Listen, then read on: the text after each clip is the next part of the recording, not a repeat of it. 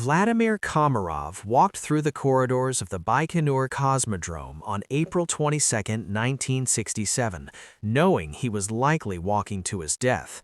As the pilot of Soyuz 1, he was aware of over 200 technical problems identified during pre-flight testing, including critical failures in the parachute system. Despite desperate pleas from his friend Yuri Gagarin to delay the flight, political pressure from the Kremlin to coincide with Lenin's birthday forced the mission forward. Shortly after liftoff, a solar panel failed to deploy, draining the batteries and causing the craft to tumble uncontrollably. On April 24th, during an emergency re-entry, the main parachute failed to open due to a design flaw and became tangled with the backup chute. Komarov plummeted to Earth at over 250 miles per hour, cursing the engineers in his final transmissions before impacting the ground near Orenburg, where his body was burned beyond recognition. A few years later, on June 6, 1971, the crew of Soyuz 11, Georgy Dobrovolsky, Vladislav Volkov, and Viktor Patsayev, launched for a successful 22-day mission aboard the Salyut 1 space station. However, tragedy struck during their return on June 30th. As the spacecraft descended, a pressure equalization valve opened prematurely at an altitude of 550,000 feet, venting the cabin atmosphere into the vacuum of space. The cabin depressurized in just 112 seconds, and the crew, who were not wearing pressure suits, died from hypoxia within a minute. When recovery teams opened the hatch after a perfect landing, they found the three cosmonauts motionless and blue-faced, still strapped into their seats.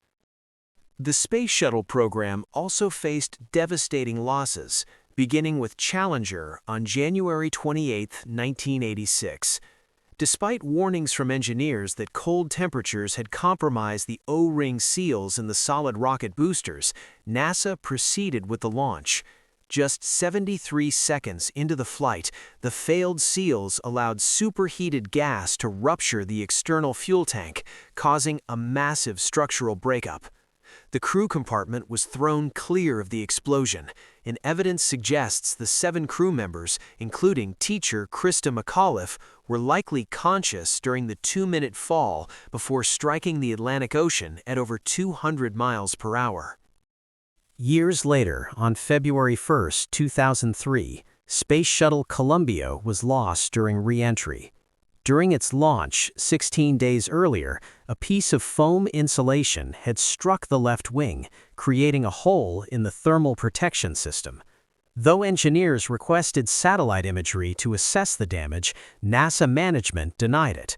As Columbia re-entered the atmosphere at 17,000 miles per hour, superheated plasma entered the wing, melting its internal structure. The shuttle broke apart over Texas, killing all 7 astronauts instantly. Earlier, in 1967, Major Michael Adams also lost his life in the X-15 rocket plane. After reaching an altitude of 266,000 feet and officially entering space, his aircraft entered a violent spin during descent.